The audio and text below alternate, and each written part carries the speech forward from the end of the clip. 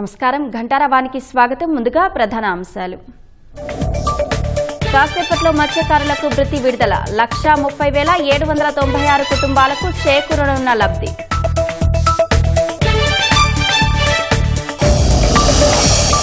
పెద్ద దస్తగిరి హత్య కేసులో కస్టడీకి నిత్యానందరెడ్డి 2 రోజుల పాటు ప్రశ్నించనున్న పోలీసులు.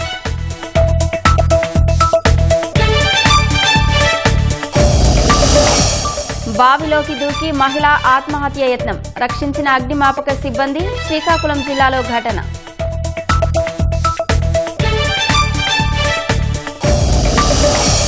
పెట్రోల్ డీజిల్పై మరో 90 పైసల చొప్పున పెంపు, 4 రోజుల వ్యవధిలోనే రెండోసారి వడ్డన.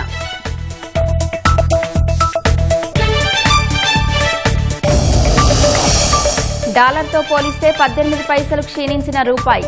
అమెరికా ఇరాన్ ఉద్రిక్తతలతో మరింత పతనం.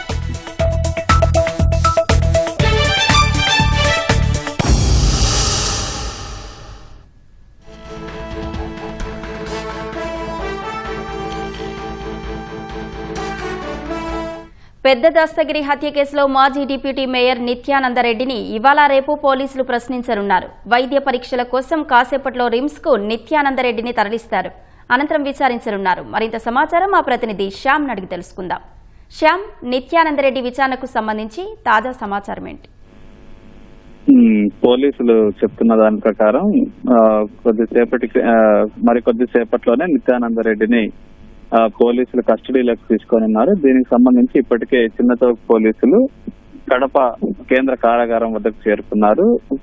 అక్కడి నుంచి మరికొద్దిసేపట్లో వైద్య పరీక్షల నిమిత్తం రిమ్స్ కు తరలిస్తారు. రిమ్స్ లో వైద్య పరీక్షలు చేసిన తర్వాత చిన్నచౌక్ పోలీస్ స్టేషన్ తరలించి అక్కడ ఎస్హెచ్ఓ అయినటువంటి రామకృష్ణారెడ్డి అంటే సిఐ రామకృష్ణారెడ్డి నిత్యానందరెడ్డిని విచారించనున్నారు.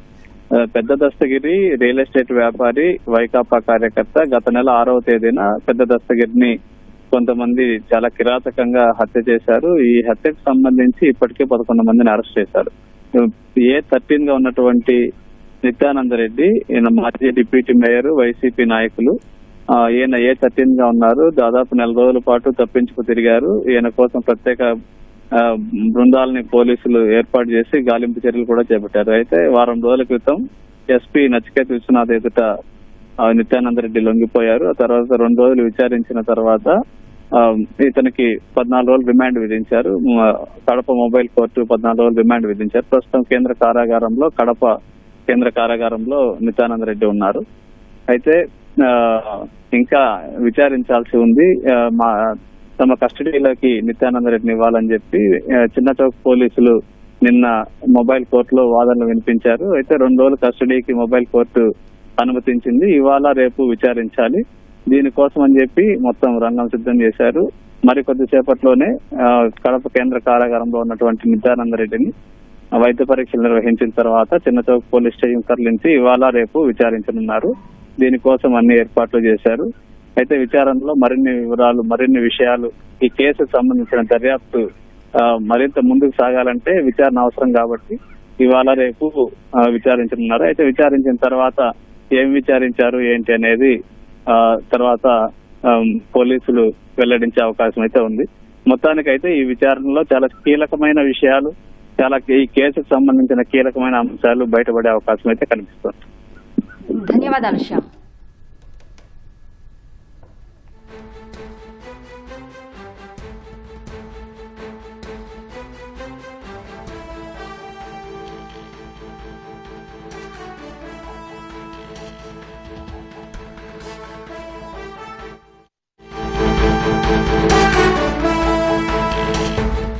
చిత్తూరు జిల్లా గంగవరంలో ప్రైవేటు భూమి అమ్మేందుకు కేటుగాలు యత్నించారు. ప్రైవేటు భూమిని అమ్మేందుకు దళారులు కలెక్టర్ సంతకం ఫోర్జరీ చేశారు.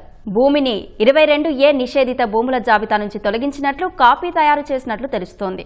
మరింత సమాచారం మా ప్రతినిధి నారాయణప్పని అడిగి తెలుసుకుందాం. నారాయణప్ప, ప్రైవేటు భూమి అమ్మేందుకు కేటుగాల యత్నానికి సంబంధించిన తాజా సమాచారం ఏంటి? చిత్తూరు జిల్లా పలమనేరు నియోజకవర్గ పరిధిలో బెంగళూరు చిత్తూరు జాతీయ రహదారి పక్కనే దాదాపు 1 ఎకరా 11 సెంట్ల విస్తీర్ణంలో ఉన్న 22A నిషేధ జాబితాలో భూమిని దాదాపు 2 కోట్ల రూపాయలు విలువ చేసి భూమిని విక్రయించేందుకు రిజిస్టర్ ఆఫీస్ కార్యాలయం దగ్గర ఉన్న దళారీలు ఒక వ్యక్తితో ఒప్పందం కుదుర్చుకొని కలెక్టర్ సంతకాన్ని కూడా ఫోర్జరీ చేసి విక్రయించేందుకు చేసిన యత్నం ఆలస్యంగా వెలుగులోకి వచ్చింది. ఈ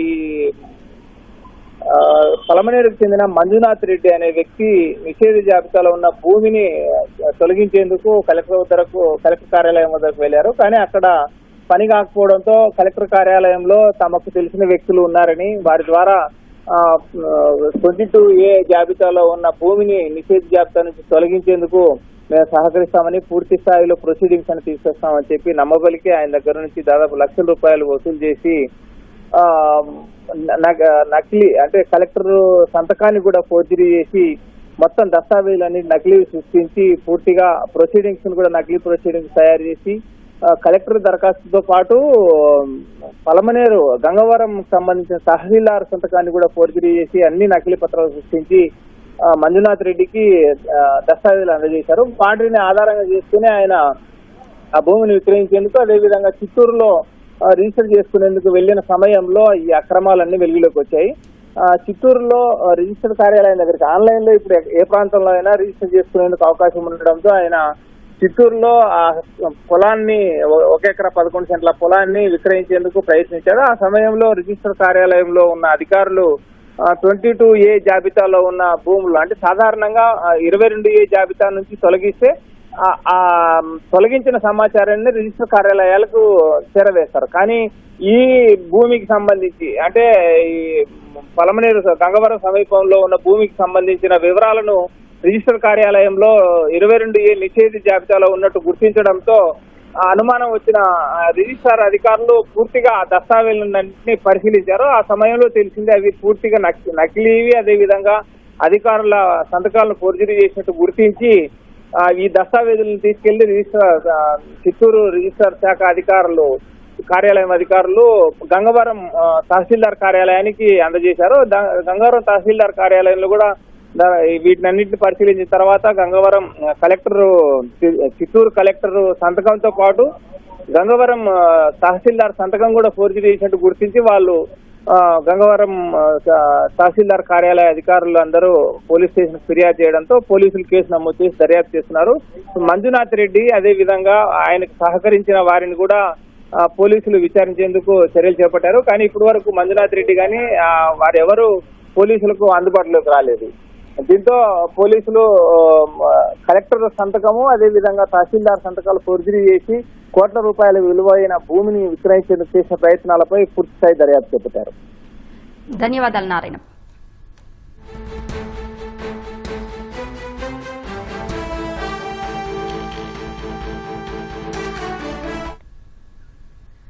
దేశవ్యాప్తంగా పెట్రోల్ డీజిల్ ధరలు 4 రోజుల వ్యవధిలో రెండోసారి పెరిగాయి. పెట్రోల్ డీజిల్పై గత శుక్రవారం ₹3 చొప్పున పెంచిన చమురు మార్కెటింగ్ కంపెనీలు తాజాగా 90 పైసల చొప్పున పెంచాయి.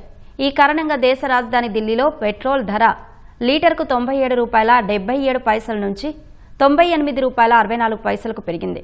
₹90.67గా ఉన్న డీజిల్ ధర ఇప్పుడు లీటర్కు ₹91.58 పెరిగింది. ముంబైలో పెట్రోల్ 91 పైసలు పెరిగి లీటర్కు ₹107.59 చేరింది. డీజిల్ 94 పైసలు పెరిగి లీటర్కు ₹94.08 చేరింది. కోల్కతాలో పెట్రోల్ ధర 96 పైసలు పెరిగి లీటర్కు ₹109.70 చేరుకోగా డీజిల్ ధరలు 94 పైసలు పెరిగి లీటర్కు ₹96.07 చేరింది. చెన్నైలో పెట్రోల్ ధరలు 82 పైసలు పెరిగి లీటర్కు ₹104.49, డీజిల్ 86 పైసలు పెరిగి లీటర్కు ₹96.11 ఎగబాకింది. హైదరాబాద్లో పెట్రోల్ డీజిల్ ధరలు 99 పైసల చొప్పున పెరిగాయి. ఈ పెంపుతో హైదరాబాద్లో లీటర్ పెట్రోల్ ధర ₹111.88 చేరింది. లీటర్ డీజిల్ ధర ₹99.95 ఎగబాకింది.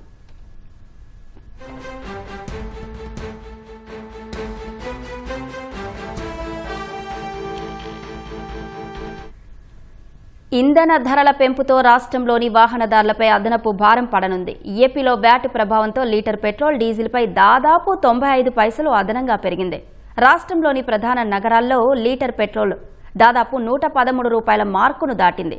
విజయవాడలో లీటర్ పెట్రోల్ ధర ₹113.90 చేరగా డీజిల్ ధర ₹101.10 దాటింది. విశాఖలో లీటర్ పెట్రోల్ ధర ₹112.70 కాగా డీజిల్ రేటు ₹100.25గా ఉంది. ఇంధన ధరలు వరుసగా పెరగడంతో రవాణా ఛార్జీలు భారంగా మారనున్నాయి. దీనివల్ల మార్కెట్లకు వచ్చే కూరగాయలు, పాలు, కిరాణా, నిత్యావసర వస్తువుల ధరలు గణనీయంగా పెరగనున్నాయి. ఈ పరిణామాలతో ద్రవ్యోల్బణం పెరిగే ప్రమాదం ఉందని ఆర్థిక నిపుణులు హెచ్చరిస్తున్నారు.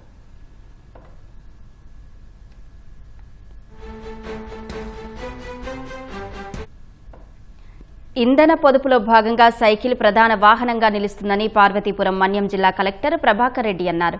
ప్రధాని మోదీ ఇచ్చిన పిలుపు మేరకు ఇంధన పొదుపుపై అవగాహన కల్పించేందుకు కలెక్టర్ సైకిల్ ర్యాలీ నిర్వహించారు. ఈ విధానంలో అందరూ భాగస్వాములు కావాలని పిలుపునిచ్చారు. దీనితో పాటు ప్లాస్టిక్ పైన అధికారులు ప్రజల్లో చైతన్యం కల్పించారు. తీర ప్రాంత కోత నివారణకు జాతీయ విపత్తుల నిర్వహణ సంస్థ, విశాఖ నగరాభివృద్ధి సంస్థ కలిసి ప్రాజెక్టుకు శ్రీకారం చుట్టినట్లు VMRDA చైర్మన్ ప్రణవ్ గోపాల్ తెలిపారు. 203 కోట్ల రూపాయలతో ప్రతిపాదనలు పంపగా 176 కోట్ల పనులకు కేంద్రం ఆమోదం తెలిపిందన్నారు. ప్రాజెక్టులో భాగంగా విశాఖ నుంచి భీమిలి వరకు కోతకు గురవుతున్న 30 తీర ప్రాంతాలను గుర్తించామన్నారు. ఈ ప్రాంతాల్లో 3 విధాలుగా రక్షణ చర్యలు తీసుకుంటామన్నారు. National centre for coastal research ఆధ్వర్యంలో ఈ అభివృద్ధి జరుగుతుందని తెలిపారు. ఎన్నో ఏళ్ళుగా ఈ యొక్క సముద్ర కోత సమస్య ఎన్నో ఏళ్ళుగా ఉన్నది. కూటమి ప్రభుత్వం అధికారం వచ్చిన తర్వాత గౌరవ ముఖ్యమంత్రి శ్రీ నారా చంద్రబాబు నాయుడు గారు, గౌరవ మంత్రి శ్రీ నారా లోకేష్ గారు కూడా ప్రత్యేకమైన దృష్టి పెట్టి తప్పనిసరిగా ఈ యొక్క సమస్య మీద పరిష్కారం చూడాలని ఒక ముఖ్య ఉద్దేశంతో కోస్టల్ ఎరోజన్ మీద కేంద్ర ప్రభుత్వానికి కూడా ఒక DPR సిద్ధం చేసి 203 కోట్లు DPR అయితే పంపడం జరిగింది. కేంద్ర ప్రభుత్వం కూడా సానుకూలంగా స్పందించి వెంటనే 176 కోట్లు సంబంధించి కూడా శాంక్షన్ అవ్వడం జరిగింది. దాదాపు 158 కోట్లు కేంద్ర ప్రభుత్వం ఇస్తుంది, తర్వాత రాష్ట్ర ప్రభుత్వం ఇస్తుంది. ముఖ్యంగా ఇది నేషనల్ డిజాస్టర్ మేనేజ్మెంట్ వాళ్ళు, అదే స్టేట్ డిజాస్టర్ మేనేజ్మెంట్ వాళ్ళు ఇద్దరు సంయుక్తంగా కూడా ఈ యొక్క ప్రాజెక్ట్ చేయడం జరుగుతుంది. సో ముఖ్యంగా ఏదైతే మత్స్యకార గ్రామాలు ఉన్నాయో ఆ గ్రామాలు కూడా ప్రజలు ఇబ్బంది పడకుండా, అదేవిధంగా విశాఖపట్నం ప్రాంతం పర్యాటకంగా కూడా ఎంతో అభివృద్ధి చెందుతుంది కాబట్టి పర్యాటకులు కూడా ఎక్కడ ఇబ్బంది పడకుండా, మీరు చూసుకున్నట్టయితే సబ్మెరీన్ దగ్గర ఇప్పటికే VMRDA పరిధిలో ఉన్న పార్క్, ఉడా పార్క్ దగ్గర కూడా ఆల్రెడీ ట్రీ ప్లాంటేషన్స్లో గతంలో కూడా చేయడం జరిగింది. సో ముఖ్యంగా ఈ యొక్క సమస్య ఎన్నో ఏళ్ల సమస్య పరిష్కారం దిశగా కూటమి ప్రభుత్వం అయితే ఈరోజు పనిచేయడం జరుగుతుంది. ఉత్తరాఖండ్లోని రిషికేశ్లో యోగ్ నగరి రైల్వే స్టేషన్ సమీపంలో రాత్రి వేళ ఉజ్జయిని ఎక్స్ప్రెస్కు చెందిన 3 బోగీలు పట్టాలు తప్పాయి. ఘటన సమయంలో రైల్లో ప్రయాణికులు ఎవరూ లేకపోవడంతో పెద్ద ప్రమాదం తప్పింది. ప్రాథమిక సమాచారం ప్రకారం యోగ్ నగరి స్టేషన్లో షంటింగ్ రెగ్యులర్ మెయింటెనెన్స్ పనులు జరుగుతున్న సమయంలో ఈ రైలు అకస్మాత్తుగా ముందుకు కదిలింది. సాంకేతిక లోపం కారణంగా బ్రేక్ ఫెయిల్యూర్ అవ్వడమే ఇందుకు కారణమని ప్రాథమిక దర్యాప్తులో తేలింది. బ్రేకులు పడకపోవడంతో రైలు కాస్త వేగంగా వెళ్లి లూప్ లైన్ చివరన గోడను బలంగా ఢీకొట్టి ఆగిపోయింది. ఈ ఘటనతో స్థానికులు భయాందోళనకు గురయ్యారు. రైలు పట్టాలు తప్పడానికి గల ఖచ్చితమైన కారణాన్ని తెలుసుకునేందుకు రైల్వే శాఖ ఉన్నత స్థాయి విచారణకు ఆదేశించింది.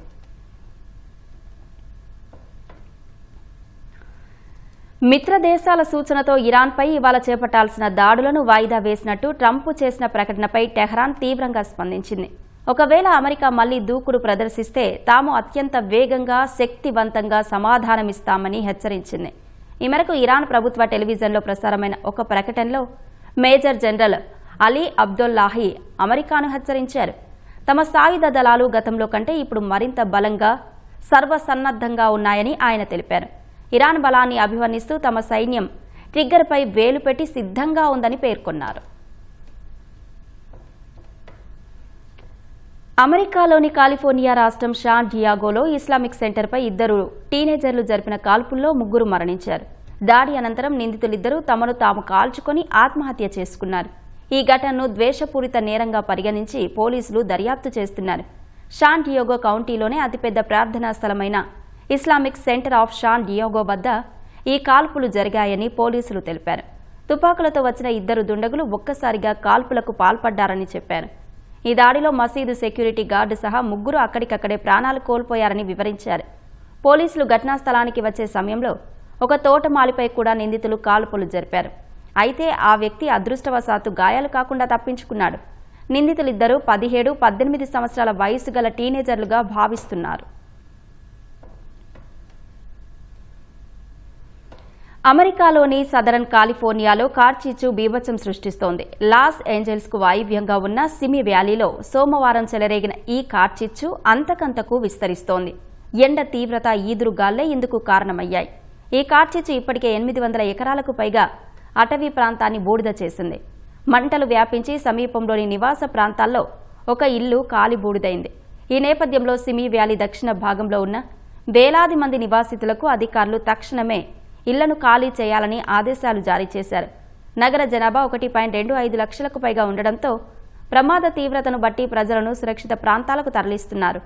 మంటల్ని అదుపులోకి తీసుకొచ్చేందుకు వందలాది మంది అగ్నిమాపక సిబ్బంది తీవ్రంగా శ్రమిస్తున్నారు.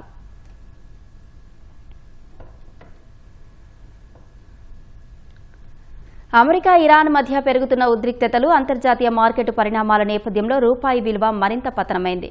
ఇవాళ ఫారెక్స్ మార్కెట్ ప్రారంభంలోనే రూపాయి మరింత బలహీనపడింది. డాలర్తో పోలిస్తే ఏకంగా 18 పైసలు క్షీణించి $96.38 రికార్డు కనిష్ట స్థాయికి పడిపోయింది.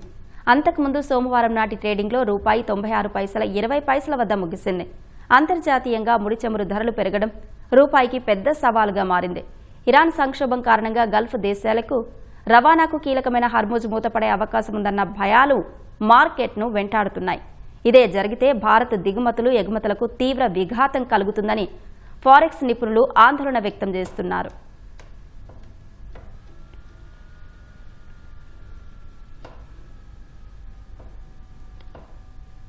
కూటమి ప్రభుత్వ పాలనలో విద్యా వ్యవస్థలో తీసుకువస్తున్న సంస్కరణలు సత్ఫలితాలనిస్తున్నాయి.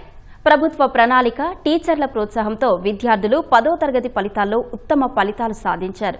ఇదే స్ఫూర్తిని భవిష్యత్తులోనూ కొనసాగిస్తామంటున్నారు. ఏలూరు జిల్లా దెందలూరు నియోజకవర్గంలో 10వ తరగతి పరీక్షల్లో అత్యధిక మార్కులు సాధించిన విద్యార్థులతో మా ప్రతినిధి శ్రీనివాస్ ముఖాముఖి. కూటమి ప్రభుత్వం అధికారంలోకి వచ్చిన తర్వాత విద్యా వ్యవస్థకు అధిక ప్రాధాన్యత ఇస్తుంది. మంత్రి నారా లోకేష్ ఎడ్యుకేషనల్ మినిస్టర్గా బాధ్యతలు చేపట్టిన తర్వాత ప్రభుత్వ పాఠశాలల అభివృద్ధితో పాటు విద్యార్థులకు నాణ్యమైన విద్య అందించాలని ఆయన ప్రత్యేక చర్యలు తీసుకున్నారు. కూటమి ప్రభుత్వ చొరవలో భాగంగానే ఈ సంవత్సరం 10వ తరగతి ఫలితాల్లో ప్రభుత్వ పాఠశాలల విద్యార్థులు అత్యుత్తమ ప్రతిభ కనపరిచారు. ప్రస్తుతం మనం ఏలూరు జిల్లా దెందులూరు నియోజకవర్గంలో 10వ తరగతి పరీక్షల్లో అత్యధిక మార్కులు సాధించిన విద్యార్థులతో ఉన్నాము. అసలు ప్రభుత్వ పాఠశాలలో విద్య ఎట్లా ఉంటుంది, అట్లాగే వీళ్ళ కుటుంబ నేపథ్యం ఏంటి, అలాగే 10వ తరగతి పరీక్షలో వచ్చిన మార్కుల ఫలితాల ప్రకారం వాళ్ళు ఉన్నత చదువులు ఎట్లా చదవాలనుకుంటున్నారు అన్న అంశాలను వారి మాటలను తెలుసుకుందాం. మీది ఏ స్కూల్ నాన్న? నాకు 575 వచ్చినాయి సార్. నా పేరు కె నితిన్ చక్రవర్తి అండి. నేను గవర్నమెంట్ హై స్కూల్ గోపన్నపాలెంలో చదివాను. నేను స్టార్టింగ్ నుంచి గవర్నమెంట్ హై స్కూల్లో చదువుతూ ప్రతి ఒక్క కార్యక్రమంలో కూడా పాల్గొంటూ బాగా కాన్సెప్ట్స్ మీద అవగాహన తెచ్చుకుంటూ మా ఉపాధ్యాయులు చెప్పేటటువంటి వాటిని ప్రతిరోజు శ్రద్ధగా వింటూ పాఠాలను వాళ్ళు చెప్పినటువంటి పాత్రను ఫాలో అవుతూ మేము 100 days యాక్షన్ ప్లాన్ అనేది ఫాలో అవుతూ కూడా మేము మంచి మార్కులు సాధించడం జరిగిందండి. ఏలూరు జిల్లా కలెక్టర్ వెట్రి సెల్వి మేడం గారు టీచర్స్ అందరితో కలిసి డిఈ వెంకటలక్ష్మి అమ్మ గారు కూడా మా విద్యార్థులందరి కోసం విజయకేతనం అనే పుస్తకాన్ని మాకు ఇవ్వడం జరిగిందండి. ఆ పుస్తకంలో ఉన్నటువంటి ప్రతి ఒక్క అంశాన్ని మేము శ్రద్ధగా చదవడం ద్వారా ఇన్ని మార్కులు సాధించడం జరిగింది సార్. నువ్వు ఎట్లా చదివావు నాన్న? మీ ఫ్యామిలీ బ్యాక్గ్రౌండ్ ఏంటి? మా ఫ్యామిలీ ఎకనామికల్గా చాలా వెనుకబడి ఉన్నాము. నేను గవర్నమెంట్ స్కూల్లో చదివి 573 మార్క్స్ గెయిన్ చేశాను. నా పేరు బీరం రావతి. మీ టీచర్స్ మిమ్మల్ని ఎట్లా గైడ్ చేశారు ఏంటి? మా టీచర్స్ మాకు చాలా ప్రోత్సాహాన్ని అందించారు. ఏరోనాటికల్ ఇంజనీరింగ్ చేయాలన్నది నా కోరిక. నీ ఫ్యామిలీ బ్యాక్గ్రౌండ్ ఏంటి నాన్న? ఎట్లా చదివావు నువ్వు? ఎన్ని మార్కులు వచ్చినాయి నీకు? నా పేరు ప్రవల్లిక సార్. నేను జెడ్పీహెచ్ఎస్ స్కూల్ పెదవేగిలో చదువుతున్నాను. ఫస్ట్ క్లాస్ నుంచి 8th క్లాస్ వరకు ఎంపీపీ స్కూల్ లక్ష్మీపురంలో చదివాను. 9th పెదవేగి స్కూల్లో జాయిన్ అయ్యి 10th వరకు అక్కడ చదివాను. నాకు 548 మార్క్స్ వచ్చాయి. School second. మా నాన్నగారు 2019లో చనిపోయారు. మా అమ్మగారు ఏలూరులోని చందన బ్రదర్స్ దగ్గర కాయలమ్ముతూ ఎంతో కష్టపడి మమ్మల్ని చదివిస్తున్నారు. నాకు ఒక అక్క కూడా ఉంది. ఇద్దరు ఆడపిల్లలమే. అయినా మా అమ్మగారు ఎంతో కష్టపడి మమ్మల్ని చదివిస్తున్నారు. టీచర్స్ అందరూ ఎంతో ప్రోత్సహించి మమ్మల్ని ఎంతో కృషితో వాళ్ళ ఎఫర్ట్ అంతా పెట్టి మమ్మల్ని బాగా చదివించారు. ఇంతవరకు ప్రభుత్వం కన్నా ఈ ప్రభుత్వంలో విద్య చాలా మెరుగుపడిందని చెప్పవచ్చు. అలాగే విజయకేతనం అని చెప్పి గంట పద్మశ్రీ గారు అందజేశారు. అందుట్లోనే మ్యాక్సిమం 95 అబోవ్ మార్క్స్ అందుట్లో నుంచే వచ్చాయి. అది చదవడం వల్ల కూడా మేము ఎక్కువ మార్కులు సంపాదించాము. ఎట్లా చదివావు నాన్న, బ్యాక్గ్రౌండ్ ఏంటి, ఏమవుదాం అనుకుంటున్నావు, ఎన్ని మార్కులు వచ్చినాయి నీకు? నా పేరు పూజా లక్ష్మీకాంతం. నేను కొబ్బరి జెడ్పీపీ హై స్కూల్లో చదివాను. నాకు ఈ సంవత్సరం విడుదలైన 10వ తరగతి ఫలితాల్లో 573 మార్కులు వచ్చాయి. దీనికి ప్రధాన కారణం నన్ను ఎంతో ప్రోత్సహించిన మా టీచర్స్. వాళ్ళు ప్రోత్సహించడానికి ఎన్నో స్కీమ్స్తో మా ఎమ్మెల్యే గారు చింతమనేని ప్రభాకర్ గారు ఎన్నో స్కీమ్స్ అమలు చేసి మాకు ఎంతో సహాయం చేశారు. నేను భవిష్యత్తులో సీఏ అవ్వాలనేది నా చిన్నప్పటి నుండి కోరిక. నీవు ఎట్లా ప్లాన్ చేసుకొని చదివావు నాన్న, ఎన్ని వచ్చినాయి నీకు మార్కులు, ఇప్పుడు ఏం చేద్దాం అనుకుంటున్నావు? నా పేరు ఐక ధవళేశ్వరి. నేను 10వ తరగతి జెడ్పీహెచ్ హై స్కూల్లో విజయరాయి 10వ తరగతి చదువుకున్నాను. నాకు 575 మార్కులు వచ్చాయి. నేను ఫ్యూచర్లో ఐఏఎస్ అవుదాం అనుకున్నాను. ఎట్లా చదివావు, ఎన్ని మార్కులు గెయిన్ చేసావు, ఎట్లా అనిపిస్తుంది నీకు? నా పేరు కిరణ్ కుమార్. నేను గవర్నమెంట్ హై స్కూల్ పెదపల్లి నుంచి. మా సార్ నన్ను బాగా సపోర్ట్ చేశారు. మా స్కూల్ సార్తో పాటు నా ట్యూషన్ సార్ కూడా నాకు బాగా సపోర్ట్ చేశారు. మిడిల్ క్లాస్ ఫ్యామిలీ, మేము ఏం చేయలేము, మిడిల్ క్లాస్ ఫ్యామిలీ ఏం చేయలేమని మా వంశం వాళ్ళు అంటారు. అది ఏం చేయలేము అనేది రాంగ్ అని ప్రూవ్ చేయాలని నేను అనుకున్నాను. అందుకే నేను బాగా చదివి 573 మార్కులు తెచ్చుకున్నాను. మొత్తంగా కూటమి ప్రభుత్వం అధికారంలోకి వచ్చిన తర్వాత విద్యా వ్యవస్థలో వచ్చిన మార్పులకు నిదర్శనమే ఈ ప్రభుత్వ పాఠశాలలో 10వ తరగతి పూర్తి చేసుకున్న విద్యార్థులు. ఎటువంటి బ్యాక్గ్రౌండ్ లేకుండా ఫ్యామిలీ ఆర్థిక ఇబ్బందులను కూడా తట్టుకొని వీరందరూ కూడా బాగా చదివి దాదాపు 570కి పైగా కూడా మార్కులు తెచ్చుకోవడం జరిగింది. భవిష్యత్తులో కూడా మరిన్ని ఫలితాలు సాధిస్తామంటూ కూడా విద్యార్థులు చెప్తున్నారు. కెమెరామెన్ రమణతో శ్రీనివాస్, సిటీవీ న్యూస్, ఏలూరు.